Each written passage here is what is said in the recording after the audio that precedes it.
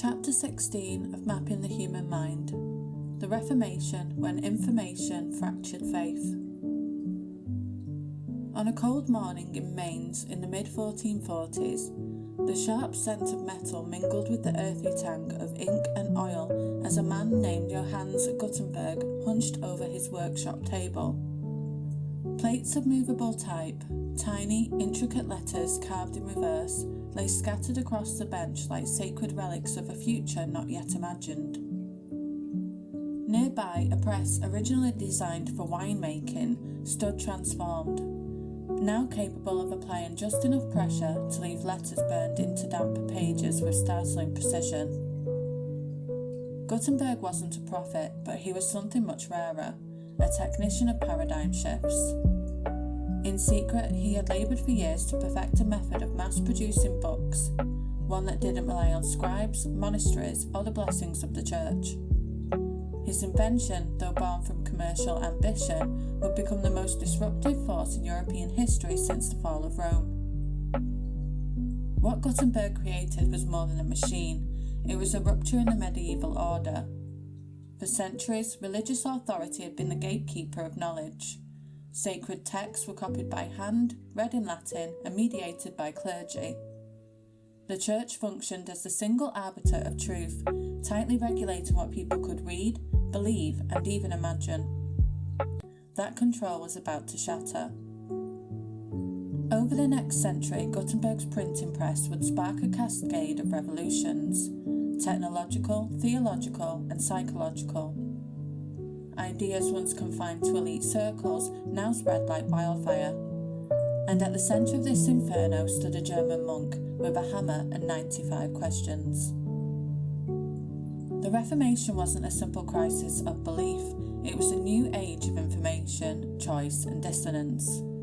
This was more than a religious dispute, it was a disruption that would alter how knowledge moved, how authority functioned, and how individuals understood their very place in the cosmos. When knowledge broke free. Before Gutenberg's invention in the 1440s, books were painstakingly copied by hand, making them incredibly rare and costly, sometimes equivalent to a skilled artisan's annual income. For most people, Christianity was experienced through stained glass windows, sermons, and rituals, almost always delivered in Latin, a language few could understand. The church maintained its authority not just through doctrine, but through controlling access to the sacred texts themselves. Gutenberg's press shattered this paradigm. Books began to circulate beyond monasteries and courts, reaching merchants, students, and the emerging middle classes. In the 50 years after the printing of Gutenberg's Bible, Europe produced more books than in the previous 1,000 years combined. Scripture, once guarded behind Latin and clerical authority, now appeared in German, English, French, and other everyday languages. This technological revolution didn't just increase the quantity of books, it fundamentally altered the relationship between people and knowledge. As readers engaged directly with texts, particularly vernacular Bibles, they formed personal interpretations and connections to Scripture that bypassed traditional authority. The very nature of faith was beginning to transform from something received to something engaged with. Yet even as this quiet revolution spread through Europe's growing literate classes, it would take one monk's defiance to transform these undercurrents into an unstoppable movement. Martin Luther and the Spark of Reformation. On October the 31st, 1517, a German monk named Martin Luther nailed his 95 Theses to the church door in Wittenberg, protesting the church's abuses. Within weeks, printing presses had spread his ideas across Germany, and within months throughout Europe. Luther's protest initially focused on the scale of indulgences, church-sanctioned payments that promised to reduce time in purgatory. When Johann Tetzel, a Dominican friar, reportedly claimed that, as soon as the coin in the coffer rings, the soul from purgatory springs, Luther saw a commercial transaction replacing genuine spiritual transformation. But Luther's challenge ran deeper, striking at the very foundation of church authority.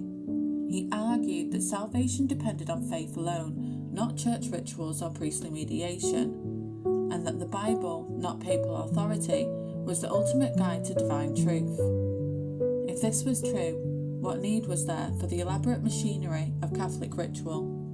If Scripture was the ultimate authority, why would the Pope's interpretation supersede individual understanding? The Church recognised the danger immediately. In 1520, Pope Leo X issued a papal bull, a formal decree condemning Luther's writings and threatening him with excommunication unless he recanted. Luther responded by publicly burning the document, an act as provocative as it was symbolic. The following year, he was summoned to the Diet of Worms, not a medieval cleanse, nor a deleted scene from Dune, but a formal assembly of the Holy Roman Empire. The gathering was held in the German city of Worms, and its purpose was clear. Luther was to renounce his views before the emperor and church officials. Standing before this assemblage of power, Luther refused to recant, reportedly declaring, "Here I stand and can do no other."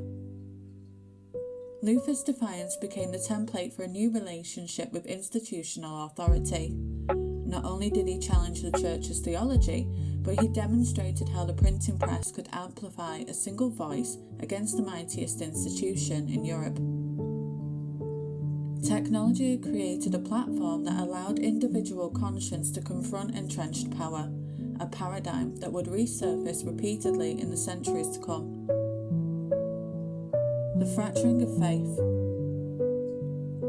The once unified Christian world shattered into competing factions, each claiming divine truth and redefining the political and social order in its own image. In Germany and Scandinavia, Lutheranism took hold, reshaping worship into simpler forms, stripping churches of iconography and placing local princes at the helm of newly nationalised churches. Calvinism, spreading from Geneva into France, the Netherlands and Scotland, carried an even more austere vision, one centred on predestination and a tightly disciplined community life. The Church of England broke from Rome under Henry VIII, not initially over theology but sovereignty, yet over time it too absorbed Protestant influences, producing a hybrid faith with both Catholic liturgy and reformist doctrine. Radical sects like the Anabaptists went further still, rejecting infant baptism, clerical hierarchies, and state involvement in religion altogether. Persecuted from all sides, they created underground networks and intentional communities that prefigured modern ideas of religious freedom and separation of church and state. Meanwhile, the Catholic Church responded with the Counter-Reformation, a sweeping internal reform effort aimed at reaffirming doctrine while addressing corruption. The Council of Trent, 1545 to 1563, codified Catholic teaching with renewed clarity, strengthened discipline among clergy, and launched new spiritual and educational initiatives.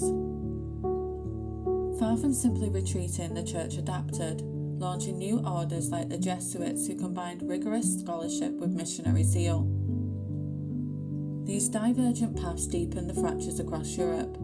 The landscape of faith became contested terrain, shaped by multiple authorities pulling in different directions. In village squares and marketplaces, neighbours who had once shared a single faith now viewed each other through the lens of competing doctrines. Families split along confessional lines, towns divided between Catholic and Protestant quarters. Religious identity became a marker of political allegiance, social status, and even employability. For ordinary people, these theological divisions manifested in painful practical ways, determining whom one could marry, where one could live, and whether one would be persecuted or protected by local authorities. The fracturing of faith wasn't an abstract theological dispute, it rewove the very fabric of daily life. The information revolution and its consequences. Gutenberg's invention, like the internet centuries later, shattered institutional monopolies, decentralising the flow of ideas and allowing information to spread through new, unregulated channels. A pamphlet produced in Wittenberg could be reproduced in Geneva, smuggled into Paris, or shared in secret gatherings in England while the church scrambled to contain this flood of unregulated speech. Luther himself recognised the technology's power, reportedly saying, "Printing is God's highest and extremist act of grace, whereby the business of the gospel is driven forward." Without this innovation, his Reformation might have remained a local controversy rather than a European revolution. The vernacular triumphed as complex theological arguments appeared in the languages people actually spoke. Latin, once the gatekeeper of sacred knowledge, lost its privileged position. This shift didn't just change the language of faith, it altered who could participate in theological discourse. When a German peasant could read scripture in German, or an English merchant could debate doctrine in English, the very nature of religious authority transformed. This technological disruption created a new marketplace of ideas, where success depended not on institutional backing, but on the persuasive power of the message and its ability to spread. Much like the viral content today, Reformation texts circulated through networks of printers, merchants, and sympathisers, often evading official censorship through sheer volume and velocity. This explosion of unregulated expression didn't just transform how ideas moved, it reshaped what it meant to believe. The shock of pluralism. With rival faiths multiplying, medieval Christians found themselves in a world transformed. Where once religious truth had been singular and institutional, now they faced a dizzying array of competing claims, each backed by scripture, tradition, or charismatic leadership. This plurality of truth created a cognitive crisis. If Lutherans and Catholics both claimed the true faith, how could an ordinary person determine which path led to salvation? If both Calvinists and Anabaptists cited the same Bible for opposing views, was Scripture itself a reliable guide? The psychological vertigo induced by these competing certainties can hardly be overstated. Imagine a traveller who's relied on a single map all their life, only to be suddenly presented with multiple contradictory maps, each claiming to be the only accurate guide to the terrain. The traveller must now choose not only a path, but the very map that defines the landscape. This was the disorientating reality facing Europeans as the Reformation progressed. For many, this plurality triggered an existential crisis. Medieval Christians had worried about sinning within their faith. Now they worried whether their entire faith was a sin. Catholics feared Protestant innovations doomed their soul. Protestants feared Catholic traditions obscured true salvation. Both were haunted by the possibility that they had chosen incorrectly in a game where the stakes were eternal. Information and identity in crisis. As these rifts deepened, the old sense of communal belonging shattered too. Faith had once anchored identity, now it demanded terrifying personal choice. Medieval identity had become largely communal and inherited. One was born into a religious, social, or political order that defined one's place in the cosmos. The Reformation forced a radical reimagining of the self as an entity capable of and responsible for choosing its own religious truth. Many individuals of the time grappled with profound spiritual uncertainty. Theologians like Luther spoke candidly about their inner turmoil, and humanists like Erasmus voiced concerns over the fracturing unity of the Church. "I could discern no way out of this enormous tragedy," Erasmus wrote, "unless God suddenly appears like a deus ex machina and changes the heart of men." Such sentiments underscore the anxiety that defined the era. The burden of choice affected all social classes. Nobility faced decisions about which denomination to support, choices with profound political consequences. merchants navigated business relationships across confessional lines, calculating both spiritual and economic risks. Peasants found themselves caught between local customs and new religious demands, often with little theological education to guide their choices.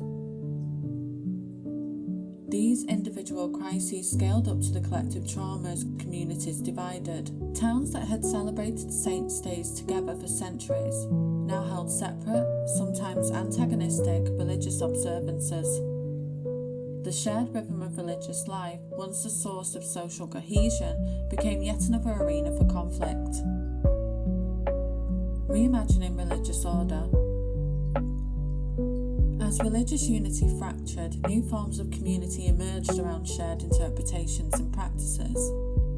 These weren't just theological variations, they represented fundamentally different visions of how religious communities could be structured and governed. Lutheran churches organised around territorial princes who served as heads of regional churches, tying religious identity to local political authority.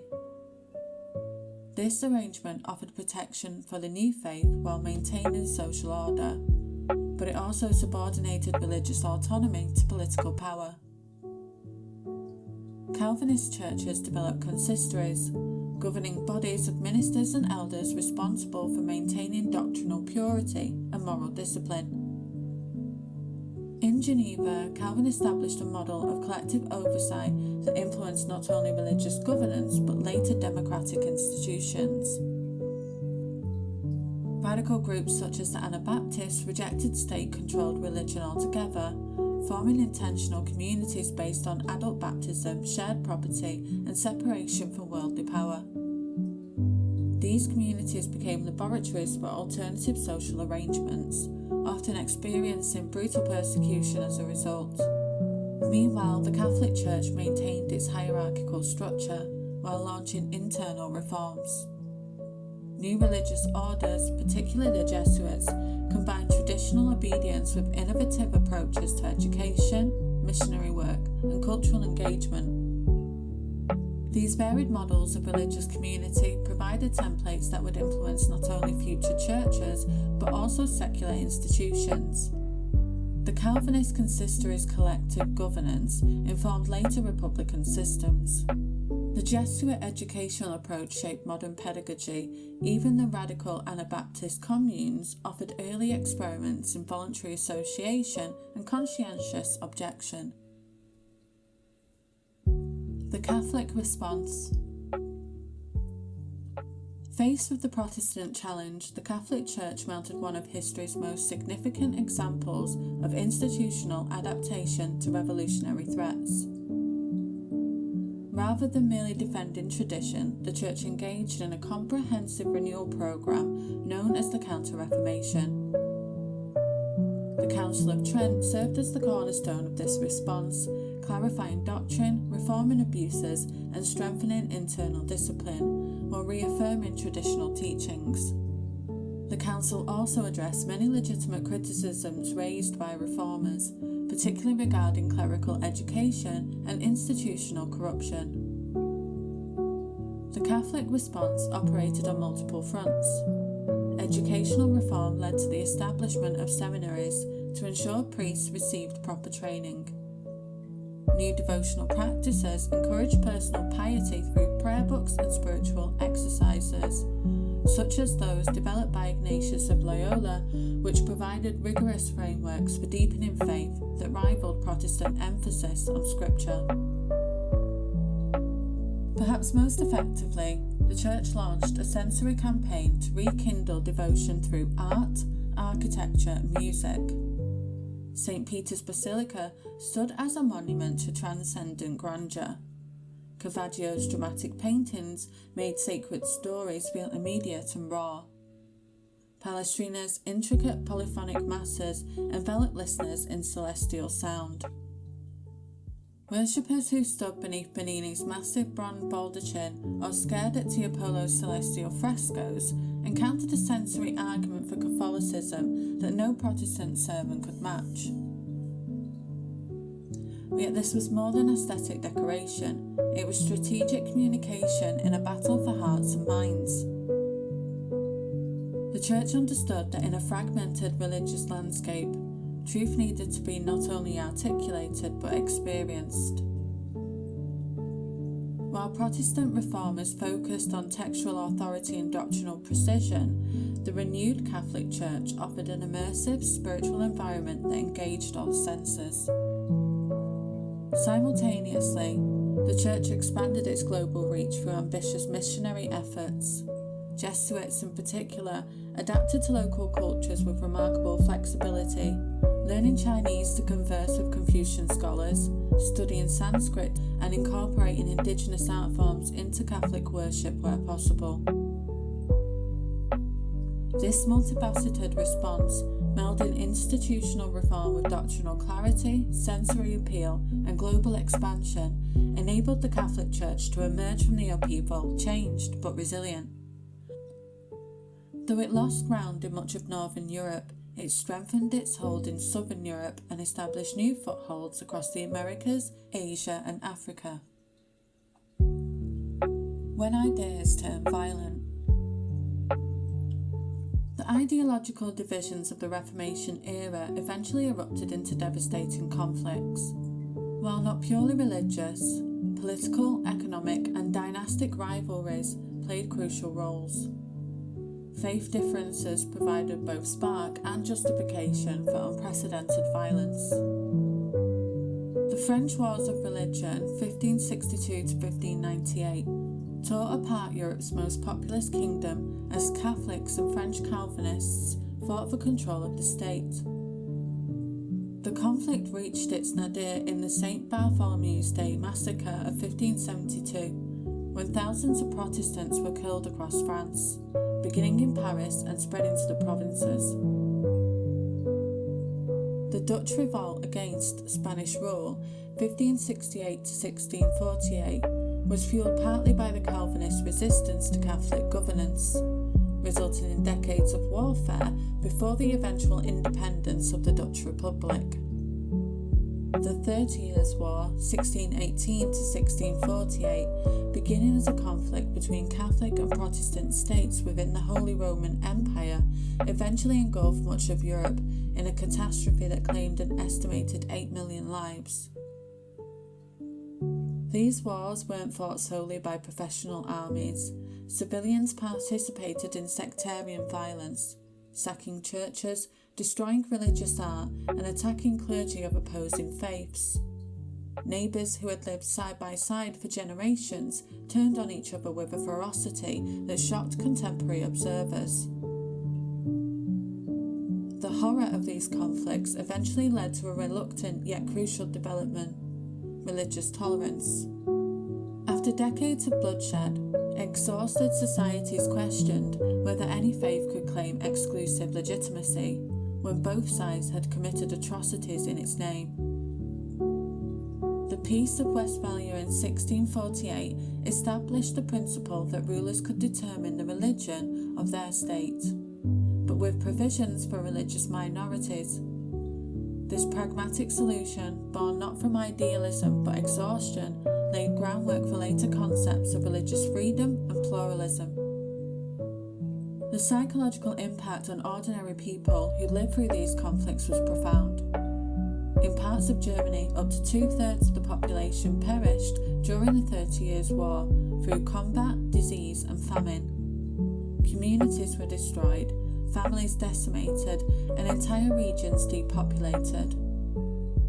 Letters and diaries from the time reveal not only physical devastation, but a deep spiritual exhaustion. The mercenary Peter Hagendorf recorded scenes of brutal violence, such as the burning of a castle with 7 resisting peasants inside, casually noting, "We therefore set fire to the castle and burned it, together with the peasants." For civilians, the trauma was equally acute. Agneta Horn, a Swedish noblewoman, recalled her physical and emotional deterioration after travelling with the army. "I was so stiff I could not manage to move when I arrived." These deeply personal accounts reflect the psychological toll such instability exacted.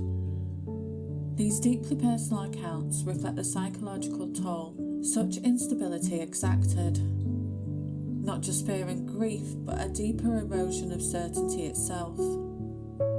As religious violence raged and familiar structures collapsed, many began to question not only which faith was true, but whether absolute truth could be known at all.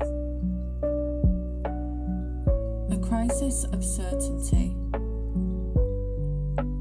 The proliferation of competing religious truths created what modern psychologists might call overchoice, the cognitive burden of selecting from too many options. Medieval Christians had been born into a world of religious certainty. Reformation Europeans faced an array of salvation paths, each claiming exclusive truth. This crisis of certainty manifested in several distinctive cultural responses. Some sought certainty through intensified religious commitment, embracing the rigid doctrinal systems of Calvinism or Counter-Reformation Catholicism. Others turned to mystical experiences that bypassed institutional religion entirely, seeking direct divine confirmation in visions, dreams, or spiritual ecstasies. A wave of apocalyptic movement swept across Europe, promising imminent divine judgment that would resolve all theological uncertainties once and for all. Groups like the Munster Anabaptists took this to extreme ends, establishing a millennial kingdom by force before being brutally suppressed. More troublingly, the period saw a rise in religious melancholy and spiritual despair. Medical treatises began discussing a new condition, religious melancholia, characterized by obsessive fear of damnation and paralyzing doubt about one's salvation. The English writer Robert Burton, in his 1621 Anatomy of Melancholy, devoted substantial attention to this spiritual affliction, describing sufferers who think they see visions, hear music, devils, smells, strange smells, etc. in their religious anguish. For many, the psychological burden became unbearable. The English Puritan William Perkins acknowledged the problem, writing that many believers were troubled in mind and conscience, haunted by uncertainty about their spiritual state. Spiritual advisors produced a new genre of consolation literature, aimed at those tormented by religious doubt, but these texts often inadvertently reinforced the anxiety they sought to relieve. The crisis of certainty reached its most extreme form in cases of religious suicide, where individuals convinced of their damnation took their own lives. While statistical evidence is limited, historical records suggest such tragedies increased during periods of intense religious conflict and doctrinal dispute. Paradoxically, this crisis of certainty eventually contributed to the emergence of modern skepticism, as some thinkers began questioning whether absolute religious truth was attainable by any human institution or text. The seeds of modern skepticism. The Reformation's most profound long-term consequence may have been unintended by all parties involved. When Christianity fractured into competing denominations, each claiming absolute truth, it inadvertently created space for questioning whether any single religious tradition could claim perfect knowledge. If Catholics and Protestants, both sincere, educated, and devoted, could reach such different conclusions about fundamental religious questions, could either side claim absolute certainty? This question lurked beneath the religious debates of the 16th century, surfacing more explicitly in later periods. Michel de Montaigne, writing amidst France's religious wars, pioneered a sceptical approach to knowledge that acknowledged human limitations. "What do I know?" became his famous motto, not a rejection of truth, but a humility about our capacity to grasp it completely. In his essays, Montaigne observed how the same biblical texts produced contradictory interpretations, suggesting that human understanding was inherently limited and partial. By challenging the Church's monopoly on interpretation, the Reformation unintentionally created intellectual conditions that would eventually support more radical questioning. If priests could be wrong about indulgences, might they be wrong about other matters? If Scripture could be interpreted differently by sincere believers, might other received wisdom deserve critical examination? Some went further still. While outright atheism remained rare and dangerous, figures like Francois Rabelais and later Thomas Hobbes explored materialist explanations for phenomena particularly attributed to divine action. Others embraced deism, believing in a creator who established natural laws but did not intervene in human affairs or require specific religious practices. The emergence of competing religious truths didn't necessarily diminish religious commitment, but it did transform its nature. Faith increasingly became a matter of personal choice rather than inherited certainty, a shift that would eventually support concepts of religious liberty, pluralism, and the separation of church and state. The Reformation's fracture of religious unity laid the groundwork for an enduring skepticism. Once truth is questioned, it can never be fully restored to its former status. This legacy would profoundly shape the coming scientific revolution and enlightenment, as the habit of questioning authority extended from religious texts to the natural world and political institutions. The Reformation's legacy. The Reformation and the printing revolution reshaped the very way Western civilization approached knowledge. Their impact extended far beyond theology, setting in motion transformations that would eventually birth the modern world. The scientific method emerged partly from the habit of questioning received wisdom that the Reformation had normalized. When Galileo challenged Aristotelian physics, or when Newton developed his laws of motion, they were working in an intellectual climate where questioning authority had become possible, even expected. Constitutional democracy owes debts to Reformation concepts of consent and representation. The Calvinist system of elders and ministers provided one model for representative governance, while the idea that rulers were accountable to higher laws echoes Protestant emphasis on scriptural authority over human tradition. Educational systems transformed as Protestant emphasis on Bible reading created incentives for mass literacy. Lutheran Germany and Calvinist Scotland developed some of Europe's first public education systems, recognising that religious reform required a literate population. By the 17th century, regions that had embraced Protestantism typically had higher literacy rates than their Catholic counterparts. The concept of individual conscience gained unprecedented importance. When Luther declared, "Here I stand," he articulated a principle that would eventually support broader ideas of personal autonomy and human rights. If individuals could defy the mightiest institution in Europe on matters of faith, might they also challenge other authorities? The rise of print culture democratized knowledge production and consumption. As books became more widespread, knowledge became less the property of elites and more a common resource. This transformation would accelerate through the scientific revolution, reaching its fullest expression in the Enlightenment Republic of Letters, a community of thinkers linked by printed works and correspondence. Perhaps most fundamentally, the Reformation transformed how Western society understood the relationship between truth and authority. Medieval Christianity had located truth primarily in institutions. The Reformation suggested it might reside in texts, individual conscience, or recent debate. This shift opened space for ongoing questioning that would eventually extend to every domain of human knowledge. Once truth became a choice, it could never again be singular. The Reformation shattered not just religious unity, but the very concept of certainty, planting the seeds of the modern world's relentless pursuit of knowledge and its ongoing struggle over who gets to define the truth.